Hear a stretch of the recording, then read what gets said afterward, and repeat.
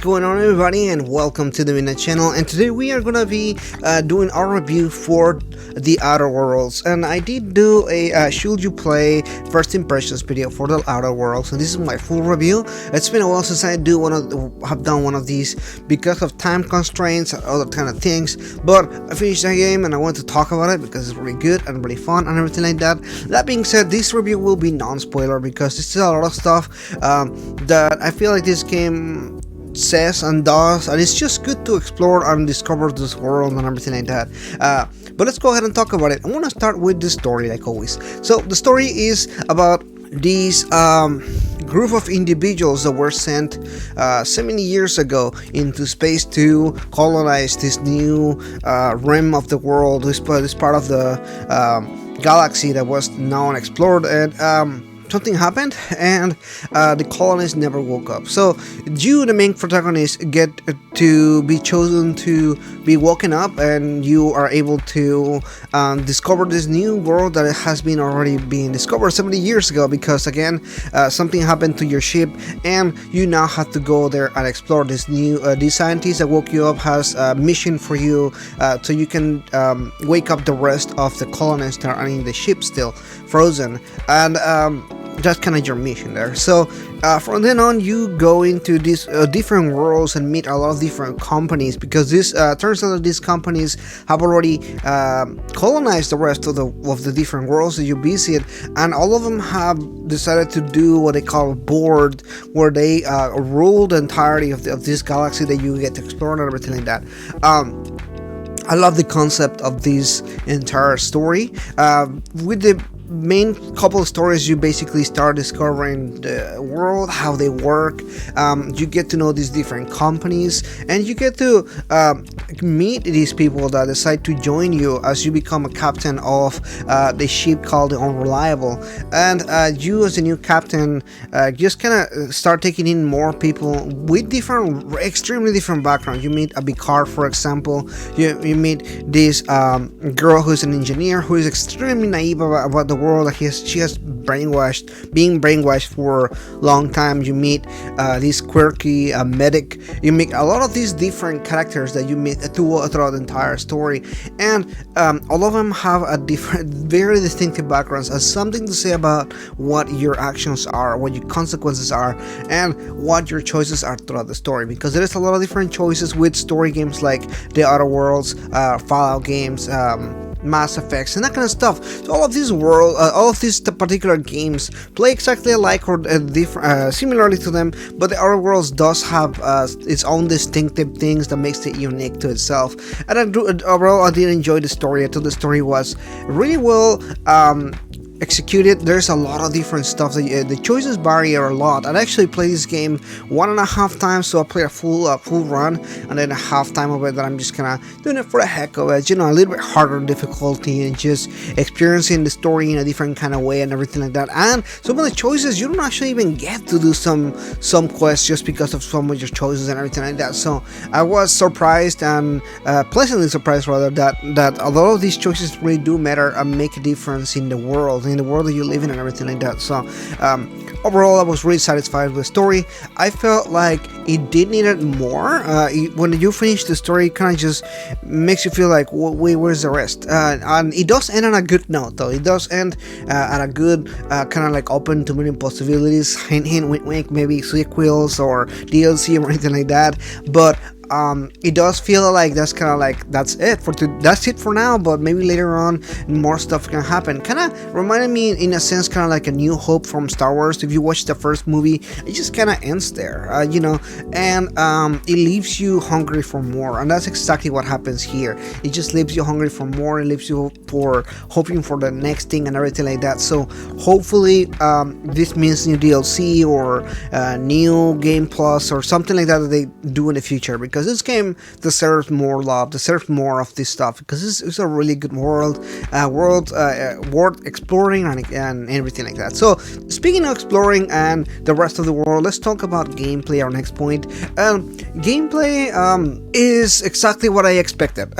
At no point was I ever shocked or kind of like in awe as far as the gameplay.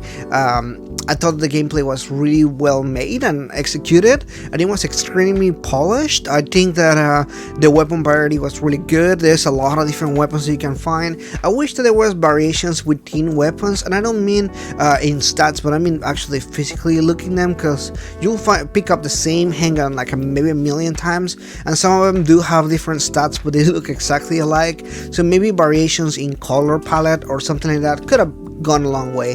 A lot of them, again, they're exactly alike, and as you explore the world and everything, you do find different variety, but not enough variety. I think color wise, or maybe the something can change a little bit to make it unique and different, and I feel like that wasn't there.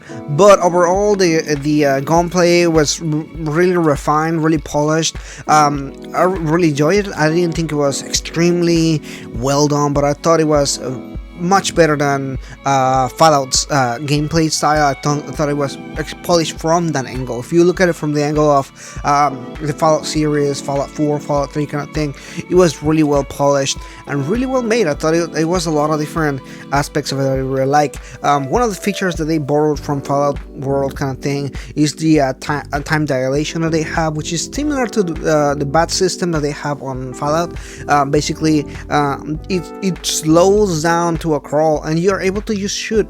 It's a little bit simpler in a sense, but I think it does the job done. There's different perks that you get from slowing down time, and you get to play around with it. You get to use it to your advantage in different situations and everything. So I definitely liked it, and it was a feature that I liked and used quite a bit. Again, exploration is a big key to this game, because this game can become really short if you just zoom through straight missions. I don't think it's an extremely long game, but I think the biggest thing about the game is you have to explore, you have to enjoy this fantastic world. Even though this game is not open world and is what I call an open hubs area, it is extremely rich in what you can find. Even the smaller areas like the one of the asteroids you can visit and everything like that, there's still a lot of lore you can find. There's still a lot of interesting stuff you can find, weapons and loot and stuff that you can overall find in the world, and it is interesting and intriguing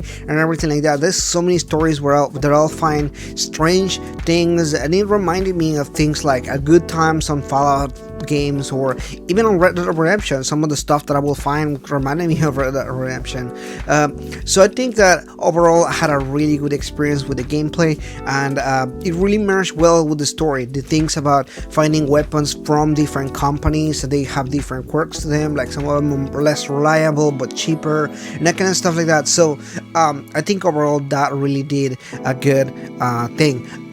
As far as the perks, speaking of actual perks in your stats and everything like that, my first gameplay, I was really thought out as far as like, oh well, I want to be really charming and you know, be able to kind of talk myself out of situations and that kind of stuff. And at some points I feel like that made it too easy sometimes, or maybe the challenge wasn't there a little bit, in a sense. I think maybe because I focused too much on that, there were some other aspects that I wasn't too focused. But no, overall I was able to get through the game. My second gameplay, I went to a completely different character, and I had a different experience, but I still felt that the gameplay is really versatile when you get to choose your stats and everything like that.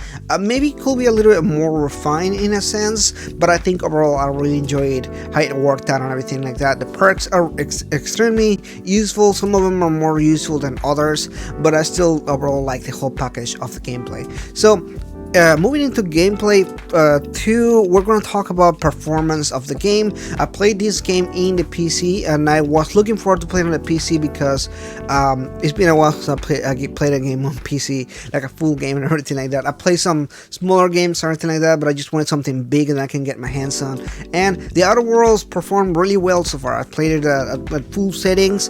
It was a wonderful experience here, and I barely experienced any bugs. I heard people experiencing bugs and everything, and I'll be honest with you, in the entirety of my gameplay, I think I experienced one bug, and it was because of some other reason. So overall, I had a fantastic experience with a bug-free game, completely different from something like Fallout, which I have encountered many different bugs, and some of them are hilarious and everything like that. No, but this game, I never had any issues.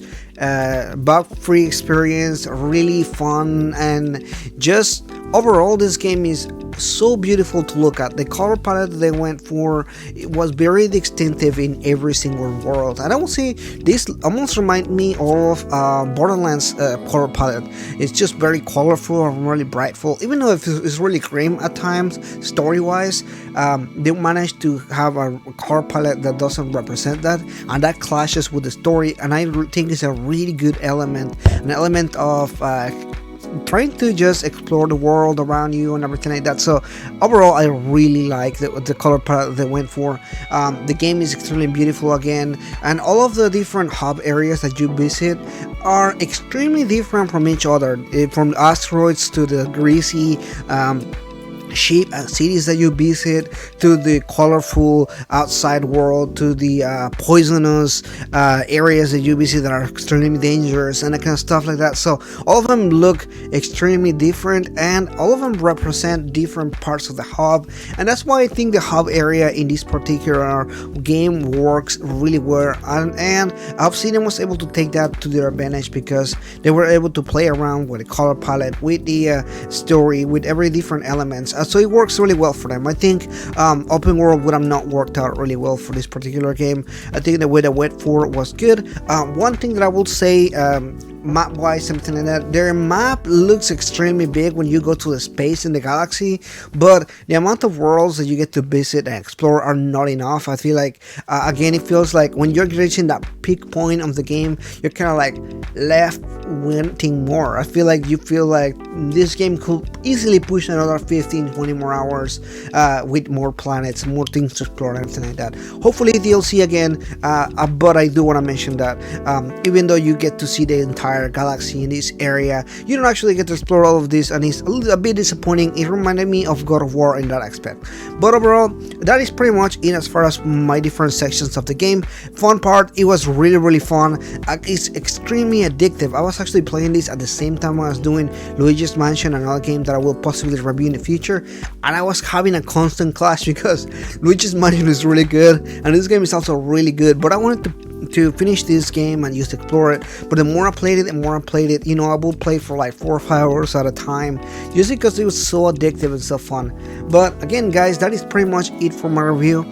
Extremely good game. I will give this game a 9 out of 10. I think that the little things that they can work on, they can definitely improve for the next game or the DLC that they do. So this can easily be a 10 for a lot of people. To me, this will be a 9 out of 10. Again, a wonderful experience, and a big candidate for Game of the Year for myself. I don't know what you guys think about this game, but that is for today. Thank you so much for watching this. If you're new, please consider liking and subscribing, as I'm fairly new on YouTube, about reaching my year anniversary soon. And that's it. I'll see you next time.